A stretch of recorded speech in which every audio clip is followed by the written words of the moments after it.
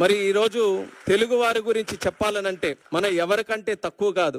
ఆవకాయ అయినా, ఐటీ అయినా, గోదావరి అయినా, గ్లోబలైజేషన్ అయినా,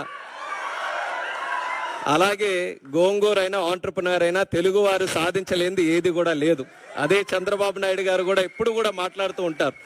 అది నిరూపించారు కూడా. ప్రపంచంలో ఎక్కడికి వెళ్ళినా సరే తెలుగువారు, భారతీయులు ఎలాగో కనబడతారో ఆ భారతీయుల్లో ఖచ్చితంగా తెలుగువారు ఉంటారు. ఎందుకనంటే వాళ్ళందరికీ కూడా కలుపుకొని వెళ్ళేటటువంటి తత్వం ఉంది, కష్టపడే తత్వం ఉంది, లాయల్టీ ఒకటి ఉంటుంది, అలాగే ఇన్నోవేటివ్నెస్, ఆంటర్ప్రినోరియల్ స్కిల్స్ అన్ని కూడా ఉంటాయి. కాబట్టి ఎక్కడ ఏ ఛాలెంజ్ వచ్చినా సరే ఆ ఛాలెంజ్ని వెతుక్కుంటూ అది ఒక అవకాశంగా మార్చుకొని ముందుకు వచ్చేటటువంటిది మన తెలుగు కమ్యూనిటీ. అటువంటి కమ్యూనిటీ ఈరోజు ఒక విషయం చెప్పాలనంటే, ఎన్డీఏ ప్రభుత్వం మనం ఆంధ్రప్రదేశ్ రాష్ట్రంలో చూసాం. 5 సంవత్సరాలు కూడా ఎన్నో కష్టాలు మనం అనుభవిస్తే ఒక రకంగా తెలుగు వారందరూ కూడా రెస్పాన్సిబిలిటీ తీసుకున్నారు. మనం గాని ఈ రోజు రియాక్ట్ అవ్వకపోతే రేపు నష్టపోయేది ఏదో ఒక తెలుగుదేశం పార్టీనో లేకపోతే ఒక రాజకీయ నాయకులో కొంతమంది వ్యక్తులో కాదు, యావత్ తెలుగు జాతి అందరం కూడా నష్టపోతామని ఆ రెస్పాన్సిబిలిటీ అందరూ కూడా తీసుకొని ఈరోజు ఒక పెద్ద మెజారిటీతో, ఎప్పుడు ఊహించలేనటువంటి మెజారిటీతో, సుమారు 93% స్ట్రైక్ రేట్తో ఒక రాష్ట్ర ప్రభుత్వం వచ్చిందనంటే అది ఫస్ట్ ఆఫ్ ఇట్స్ కైండ్